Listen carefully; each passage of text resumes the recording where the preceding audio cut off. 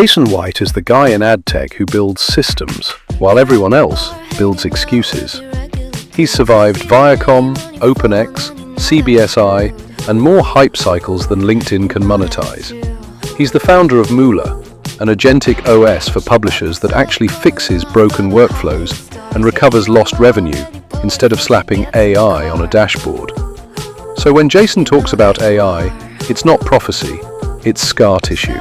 This is the Adotat Show. I'm Pesach Lapton, this is the Adotat Show, and today we got Jason White, one of the few people in ad tech who's built real tech instead of PowerPoint folklore. He's survived Viacom, OpenX, CBSI, startups, and more acronyms than the FDA allows. Let's see if he's here to talk the truth or deliver a PR-approved bedtime story. First of all, Jason, most important question of the day, how are you? Yeah, I'm going to make it, Pesach. Thanks. So let's set the stage. The entire industry right now is running around screaming that AI is either the messiah or a caffeinated raccoon in a data center. You have actually built automation long before every deck starts slapping AI on a feature that's basically an if-then statement in a trench coat. So here's the question. What's the biggest lie being told right now about AI in advertising, and why do you think so many executives repeat it like something they've never learned? Yeah, it's the soup du jour.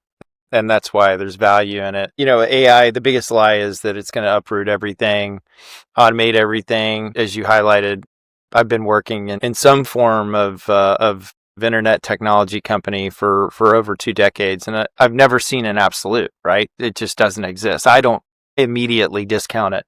When somebody says everything, it's going to do everything, etc. And having seen this movie with the internet at large, .com bubble, ad tech, lived through the ad networks, as you know, programmatic, year of the mobile, the mantras and the BS is spewed because it's capital. Everybody's got so much interest invested in it. And I think some people are going to get disintermediated by it. And so, they feel like they have to slap that jargon on. Yeah, according to the numbers I have, around 60 to 7 of all AI features are just rule-based logic. Yep. With maybe an LLM on top of it to make it nicer. If last touch attribution worked, your waiter would get full credit for the meal. We make sure the chef gets credit too. Incremental. Yeah, I experienced that with Jiffy, and there's some things that there's a form of automation called RPA that does have if-thens in it, but there's other components like OCR technologies that enable you to read a PDF and extract information from that and put that into platforms. So that's where RPA comes in, and so I think that some people just misname it. Well, I think a lot of it is that now there's and I mentioned yesterday in a different recording that a lot of it is now there's the technology and the server base, meaning that it's so much cheaper than it was even 3 years ago to have that amount of CPU usage. Yep. And a lot of it's because so people are I don't think this automation is going to last because it's not going to be that cheap forever. No. Tokens are going to rise in cost. I mean, you remember what it was like. I referenced the .com bubble. racks. Actual servers. Obviously, the cloud. Rack space. Yeah, I used to buy rack space. The actual company. I used to get a rack and they'd physical rack in there, and I'd have 5 or 6, and that was my big business. And that was a barrier to creating a business, right? Yeah. And I think that you're right. I think that these LLM companies aren't profitable, so the revenue is going to have to come from somewhere. Well, the price has also gone through the roof. I think a year ago I was spending $50 a month for AI. Now I'm spending around $1,000 for the same stuff.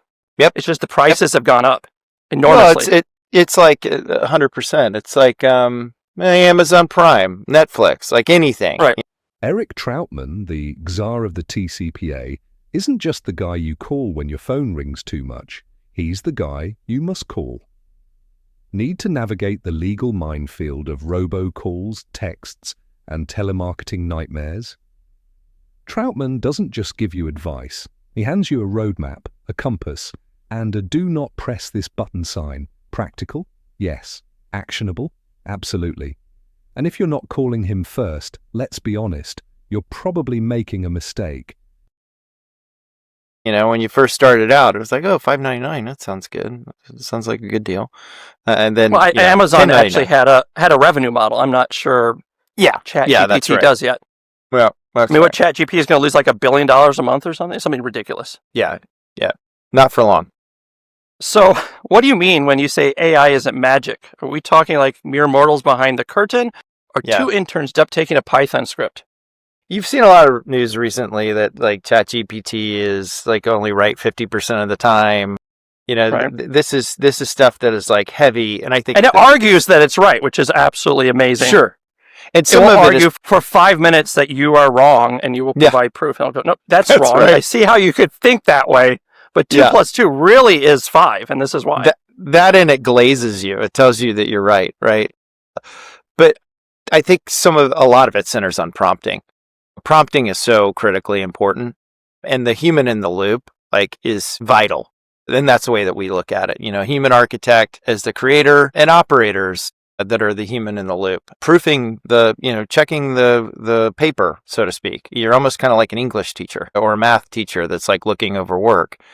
And correcting it. And for example, we have over 5 agents working together. We have MCPs, and they cannot be fully autonomous. This I can tell you. Prompts are extremely important. And to your point, hallucinations are real things. Right. So how do you think working across all those companies, CBS, OpenX, Viacom, and your startup world shake your BS meter for identifying real innovation versus LinkedIn theater?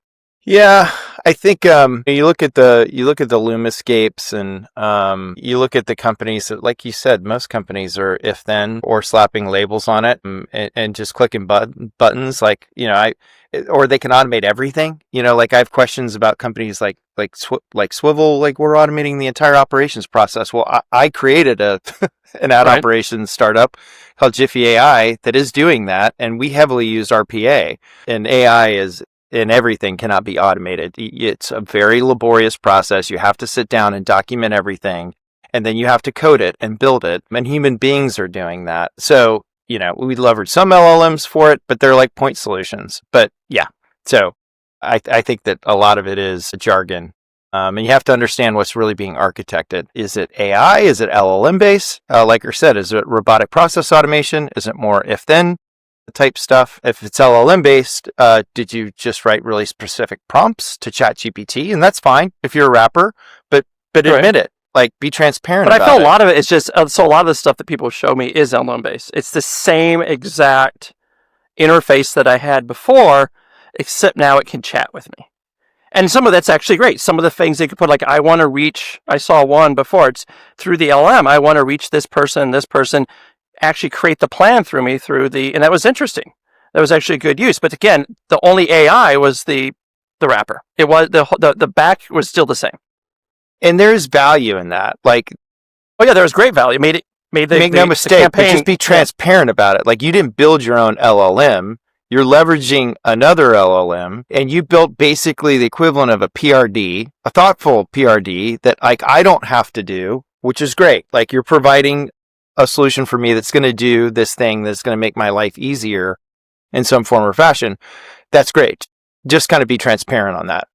And no one's addressing what happens when ChatGPT or another AI actually has those features as part of their system. Then you're gone. You don't have a business anymore. And no one's really addressing that. Yeah, that's right. I've seen some people post, maybe even you were have done it, where they talk about those that are using the most tokens on ChatGPT. Right. No, I haven't, but yeah, I've seen those. Yeah.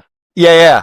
And, I mean, you look at some of those companies and you go, ChatGPT is absolutely going to build that. And if you don't think that they're looking at it and going, because a lot of these are natural progressions. Well, we saw Facebook do it. I mean, they remember all those games that were built on top of Facebook's platform, and then, boom, those things went Zynga and, all Zynga was worth $10 billion at one point? Yeah, exactly. But and now unless you're the platform, you control the distribution, which the LLMs do, then you really have control. So, multiple choice question. Which describes most AI pitches you hear today? A, a TED Talk that wandered into the wrong conference room. B, a Rube Goldberg machine made of dashboards. C, a seance while someone tries to summon incrementality. Or D, a legally actual misuse of the word autonomous. I'd go with D. Yeah, that is the correct answer. So if you had to rebuild the entire AI stack of ad tech from scratch tomorrow, what is one thing you would outlaw immediately? There's only one thing. That's the hard thing. I wrote down buzzword inflation as a note. Yeah, exactly. Something that's not acronym based. I would go with ad blockers. That was a great question. And to me, it makes no sense whatsoever that ad blockers are allowed into a buying platform and then they're allowed to serve on the supply side and the supply side doesn't automatically block them out. Like these guys are buying users into their platform so that users can have ad-free experiences and get your content for free. Yeah, I'm It's amazed insane. why anyone would do that. So fast forward 3 years, what will separate the companies that survive the AI hype cycle from those that end up as forgotten AI-powered site exhibits in the Smithsonian? I picture the Bang and Olufsen. It's in the Met. You know, the stereo. It's beautiful from 1970. It's gorgeous. Yeah, I or don't like think anyone else knows about it, but yeah.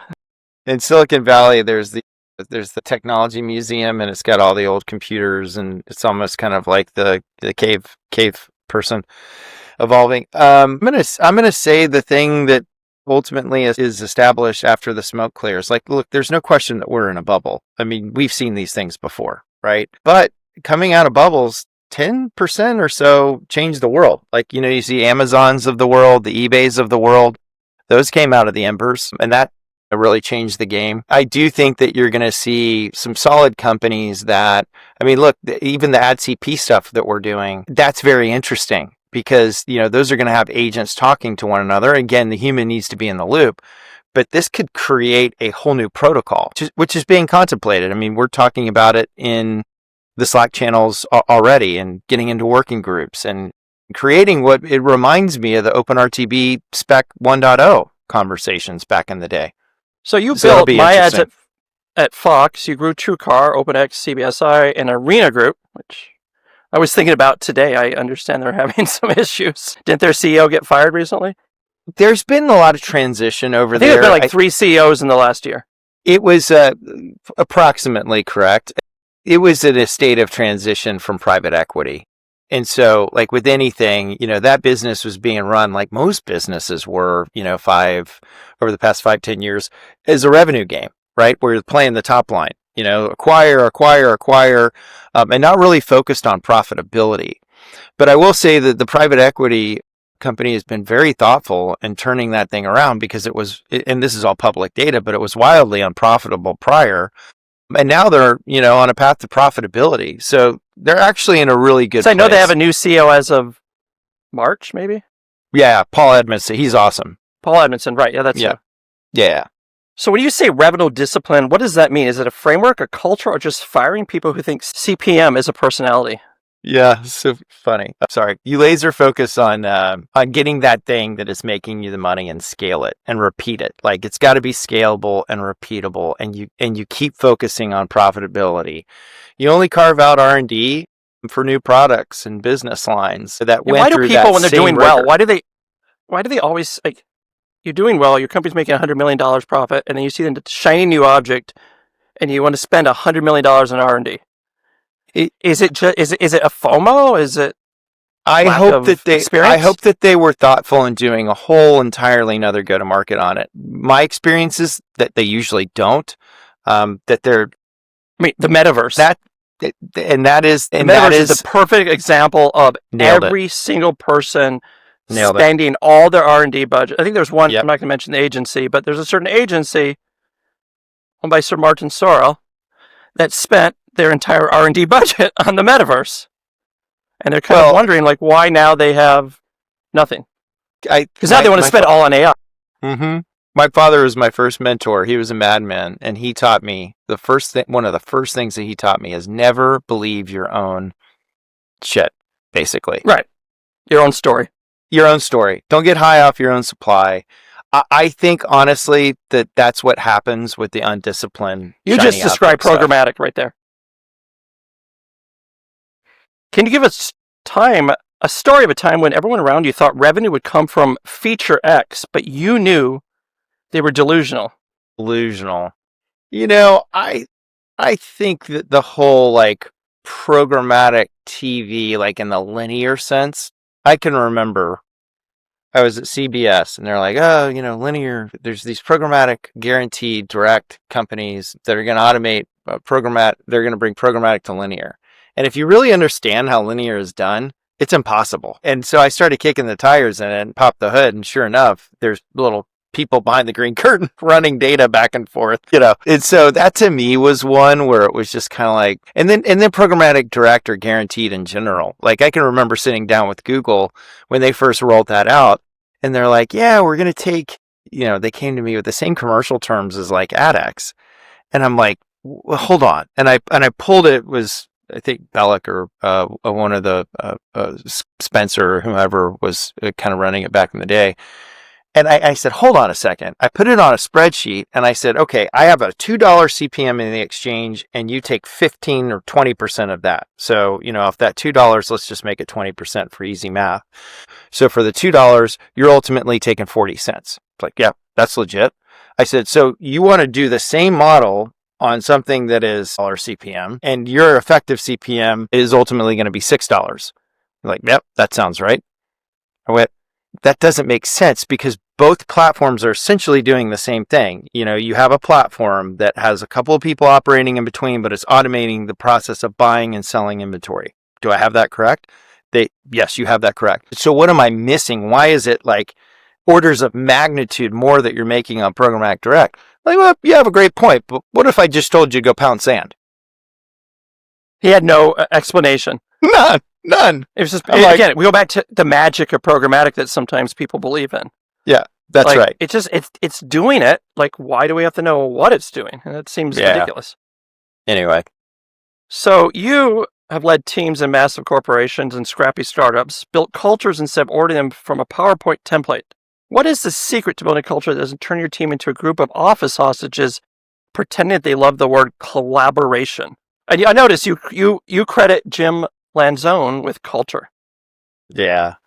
I think from my experience, he's the best in the business. We started at our company, eTour. He was the founder of a company called eTour. We sold to Ask Jeeves back in the day.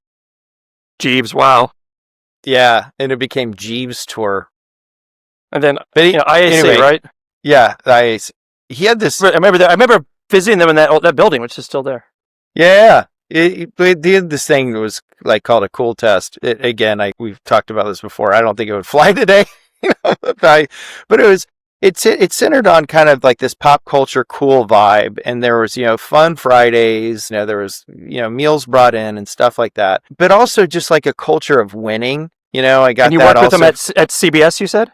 CBS, yeah. Okay, we was there for almost a decade together. Took that same mentality and culture, and it was different there because CBS was like a Federation starship, right? Like you had this federation of all these different brands, like CNET and tech, and CBS Sports and CBS.com and entertainment, and CBS News and news, like all these different, and they had their own cultures, but there was a connective tissue of the overall, Federation culture, and that was brought by him, but also distilling down to the individual lieutenants, that were around. Right. And it was an important thing to make the place that you work at a fun, enjoyable place to be. And it's not just the fun activities that you do.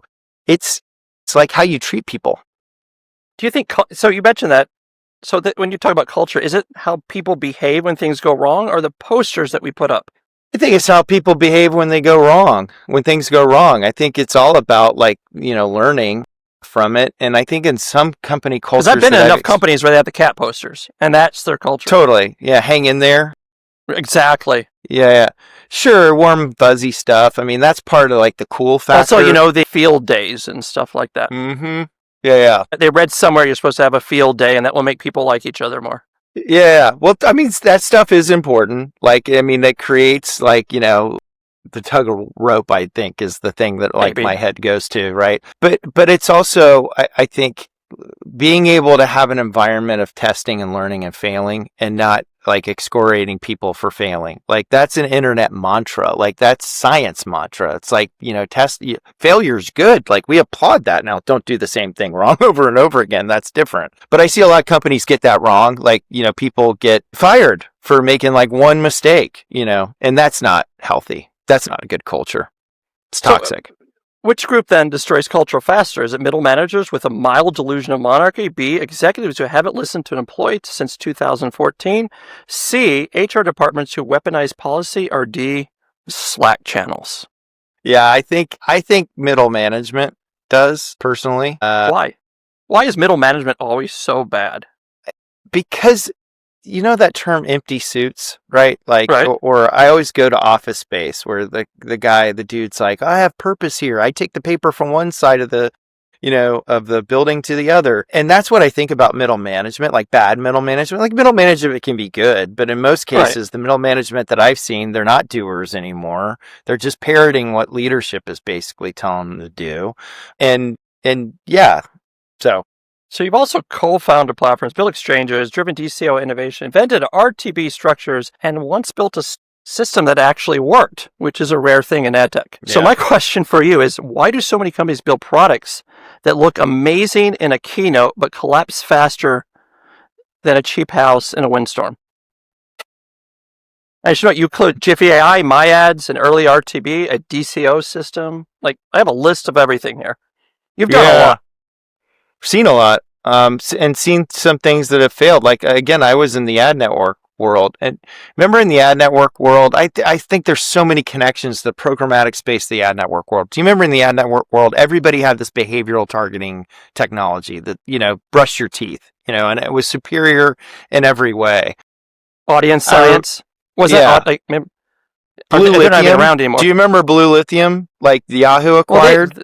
Yahoo realized that they acquired themselves because after the fact, they realized that their pixels were on their Yahoo acquired Blue Lithium, and then they acquired another ad network was owned by Mike. Forgot what his name was. And it turned out it was actually based on, $100 million spyware network that he had owned before. And I know because I actually sold it like 10 years before. Yeah. And they didn't want, he sued Yahoo because they didn't want to pay him the full amount that he was owed because they're like, this is not what we bought. Yeah, Yahoo, during that, they bought one company after another, Right Media. They bought one company after another and shut it down within 2-3 years. Yeah, and Right Media was another ad networky thing, but it was the first transparent connecting marketplace. Transparent, the fees were transparent. There's a buy and side. The Right Media exchange was awesome. Direct it was. buy on totally, and Yahoo shut it down. I think in the early 2010s.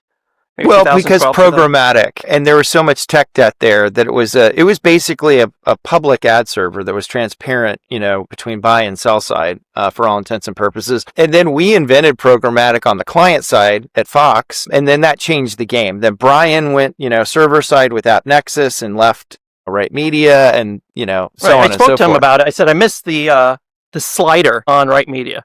Oh, they had an optimization slider. He said he's going to try to bring it back in the whole ad CP thing. That would be cool. Somehow. But what's old is new. Like that whole ad network thing, and what you were talking about with programmatic, like curation is something that I think about today. Like in programmatic, like this is another ad network. Like when I was at Arena Group, we cut out a lot of these intermediaries that were intermediary SSPs. We found out they were taking like 30 to 50% margin because a lot of the SSP market went to like variable-based price structure. And they had this thing that they were injecting. They weren't even directly integrated into a DSP. The Trade Desk hasn't integrated with a new SSP in the past 8 years, right? Yeah, I'm just curious. I said the same thing 2 years ago. This is just what we used to call ad networks, where we have like IGN was a bunch of gaming sites. Yep. And if you wanted to reach gamers, you could reach it through. And I was there was nothing. Here's the problem I keep on saying: there was nothing wrong with it. It actually worked. Yeah. As someone who was in the gaming industry, I could show that advertising on UGO, IGN, almost all those games did enormous sales. I had a client, GameSpot. Yep. And I knew the GameSpot people, and it worked. They made a ridiculous amount of money off of advertising. So why did we need programmatic if it worked? Well, and transparency was the banner that they flew underneath. But isn't it funny how there's like, they say transparency and there's no, like, the SSPs don't have transparency on who all the advertisers were in the auction. None of that information is shared with them. And that's caused the SSPs to do. I always think it's funny. I did an article the other day about Grosse Point Blank in that scene where John Cusack and Dan Aykroyd show up to the park with their hands on their guns because they don't trust each other as they're talking. And that's, to me, like the anecdote it's a metaphor for programmatic, that's exactly what it is. But to your point, like, maybe if the ad networks were transparent with their margins, because I'll pay margin if you're, paying for a big direct sales team, you're bringing, real demand, and you're transparent about it. Maybe we just need a transparency on that. So you've said something, but I actually said yesterday again too, and I said it's amazing that whenever I say it, people like think this is brilliant. That real tech should solve real problems. Yeah. Like I said that yesterday. I was like, okay, we solved the internet. Let's go. But that's the whole issue. Is none of the stuff that I see out there actually solves an issue I have at this moment when buying ads. So how do you decide whether a piece of technology is actually helping or just helping someone hit the quarterly bonus? Yeah, I mean, I think that the first rule is like, are we solving an expensive problem that will save money, give more bandwidth, make people more revenue? The more those concentric circles align, and you're really thoughtful about that, the more you have a winner. Maybe even a unicorn if you hit all three. Yeah, now it seems like every time I plug a new piece of technology into anything, it's what is this doing? And why is it buying more than I wanted to? Those are the two things that always come up. Yeah. And even like, getting a PMP deal live, I mean, and spending, the things that break in between there and the fact that it takes a village of people to try and solve that on both the buying platform, the agency, the SSP, and the publisher, like that's insane, right? Can you actually buy media today and have a campaign and spend, let's say, $500,000 and the campaign goes completely smoothly?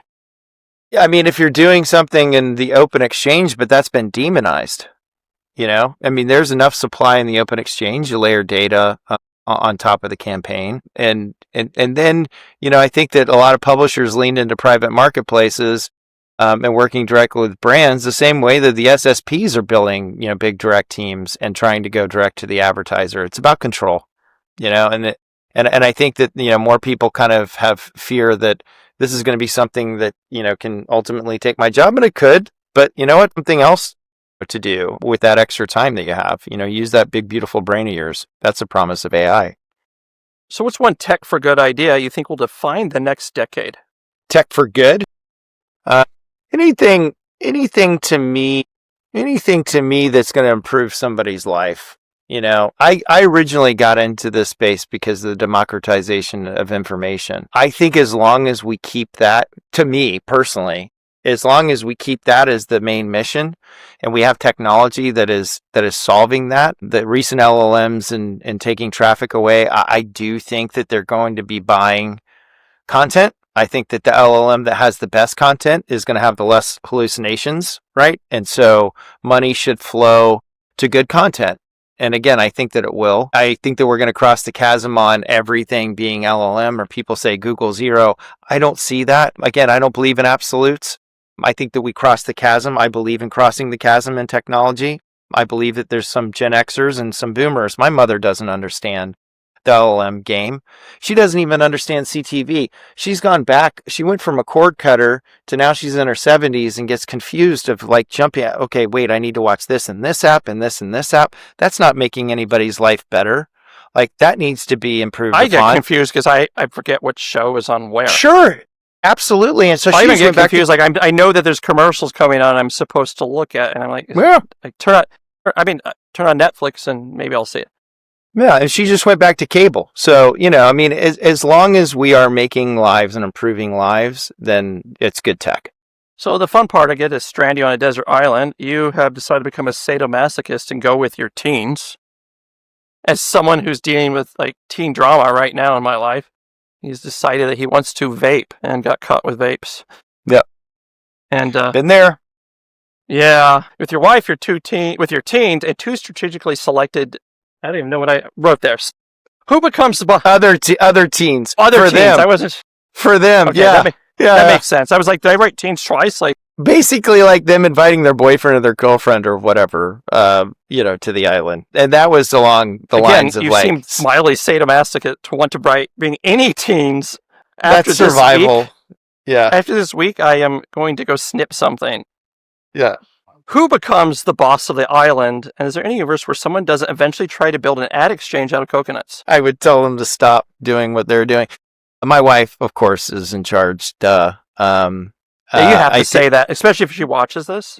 Yeah, 100 P. But I do think that it's important to establish some type of democracy. And I think especially with the teens, and again, that was driven from like survival of the species. Do they get one vote each? So the teens are like half a vote. Yeah, exactly. It's like a board. There's veto power in the situation. I think the parents have to have that. Yeah, until you get that full frontal cortex, like fully formed, you should have fully formed. Yeah. I don't think that happens until like 23 anyway. Percent. Yeah. So what skills do you bring? Fire, shelter? Are you the guy trying to set up a GTM plan for palm trees? Yeah. I think pragmatism, like my whole thing is like the steady hand at the till, being thoughtful about the plan. I mean, even when you are thoughtful about the plan, I mean, you know this, like, what is it that Lenin says in that quote? Life is what happens when you're busy making other plans. Like, but you do have to have a plan. Yeah, then you just... my previous interview was someone who actually spent time in bed with Yoko Ono during the remake of the sit-in, the sleep-in. No way. Like years that later. Is hilarious. Yeah. That is crazy. hilarious. Yeah, that and he was so like funny. he said Ringo Starr was in the bed and he screamed, I have never been in bed with Yoko Ono before. To be a fly on those walls, the movies are coming out. Those will be interesting. But yeah, no, I think the plan, the go-to-market and executing on that, and being nimble to change it as you know, winds change. You have to be pliable. So I always ask people, like, is there actually an industry skill from ad tech that actually help you survive? Is it negotiation, prioritization, or maybe just avoiding cannibalism? I think prioritization. Keeping focus, again, kind of with that pragmatic approach. I think that the smarter business operators are ones that know the things to focus on and prioritize. And this kind of goes back to more successful startups are the one that focus on product market fit, scalable, repeatable. Like, don't let any other shiny objects, to your point earlier, distract you from that mission. And then once you execute on that, then you can talk about extending that or pivoting or, you know, finding that natural next place. So what do you think would fail first on the island? This is multiple choice: family governance, supply chain, attribution, or teenagers? Oh, teenagers for sure. I mean, the drama that comes off of that, I mean, we were just talking about it. It's so unpredictable. Yeah. So yeah, I was like trying to figure out, like, my AI said teenagers, they don't diagnose things like borderline and et cetera, in teenagers because it's so similar to being a teenager. 100%. Well, you said it with the... We'll try to get through the next session so you can go really fast. You talk about passion, timing, technology, and destiny like someone who's actually lived through them and enough career changes and chapters to earn that perspective. What moment in your career made you realize you were exactly where you were supposed to be, doing exactly what you were supposed to do? It's a great question. Moolah, it gave me the opportunity to execute on a vision that is a combo of most of my experiences from building machine learning LLMs. We got into that at Fox MySpace back in the day. The first RTB marketplace, header bidding, building analytics platforms that combine revenue and audience and editorial data. RPS is the guide metric that we're really trying to get to, and Moolah incorporates that. We're aligned with publishers because we're recommending content that keeps people on the page longer and gets them into that next article. You lost 30% of your page views here. Make up for that on your site with the existing traffic that you have. And how did your values change through moving through all these massive corporations? Learning. I think learning the things that work and learning the things that don't. And the good thing about being in larger corporations is typically I've been in situations where we're a standalone unit that is kind of left alone. Like, you know, in CBS, we had Land Zone. Right. And we really didn't have the big corporate entity, pushing down on us. We were that tech unit, and they kind of left us alone. Same thing with Countrywide Home Loans, which then became Bank of America. When I was on the advertiser side, they wanted to bring internet customer acquisition in-house, and they empowered us. And I think that those are some of the more important things if you're going to work at a bigger company, is to really kind of embrace that internet philosophy and move fast and be nimble like a startup. Before we go, what do you hope people will say about your work in 10 years? That I did something good that helped that vision that I talked about earlier. My religion is democratizing information. You know, I was a kid that grew up blue collar and I didn't have encyclopedias. We didn't have the money for that. Worked construction. I worked multiple jobs. I worked at a video store, which is great for my pop culture knowledge. Just learned how to work hard. And then to get information, my parents would take me to the library and I'd be there for hours. But that was the only way that I could get access to information. And then when the internet came about, I loved it because I saw that vision. I said, this is what we're doing. We're enabling people to get access to information at their fingertips. They don't have to be dropped off at the library anymore. And if I can be somebody that furthered that and enabled that to continue, then that's a win for me. And now the part everyone doesn't want is we force everyone to dance. Someone in the background. That's our show. Huge thanks to Jason White for bringing experience instead of theatrics and for actually explaining how AI and automation work when the cameras are off. If you're tired of buzzwords and allergic to slideware, this episode was for you. Big thanks to our sponsors Troutman Amin LLP, the lawyers you want when ad tech deals get strange and complicated fast, and incremental.com, because outcomes matter, lift beats dashboards, and proof always beats promises. This is the Adotat Show. Stay bold, stay curious, and know more than you did yesterday.